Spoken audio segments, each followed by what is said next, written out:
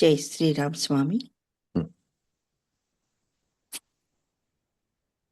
గురుదేవుల పాద పద్మాలకు ప్రణామాలు స్వామి. ఈరోజు దాంట్లోనే స్వామి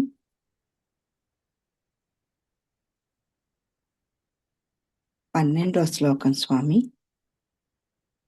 పేజీ నంబర్ 881 స్వామి.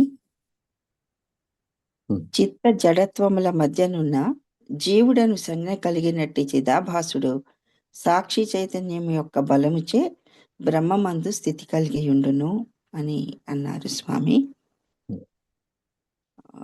ఇందులో ఈ సాక్షి చైతన్యం యొక్క బలముచే బ్రహ్మయందు స్థితి కలిగి ఉండడం అనేది ఏంటో తెలియలేదు స్వామి. నువ్వే చెప్పు, ఏమర్థమైంది అసలు నీకు? అంటే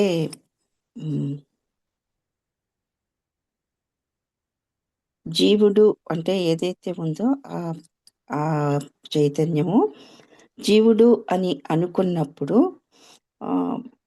జీవుడు అనుకుంటూనే మీ అందరినీ సాక్షిగా చూస్తూ ఉన్నారు. కానీ ఉండడం మాత్రం బ్రహ్మయందే స్థితి కలిగి ఉన్నాడు. బ్రహ్మ తప్ప వేరేది లేదు అన్నట్లుగా అర్థమైంది స్వామి. ప్రతిభాసవశాదేవ మధ్యస్థం చిత్తజాడ్యయో జీవేతరాభిధం చిత్తం అంతర్బ్రహ్మణి దృశ్యతే. ఇది శ్లోకం స్వామి.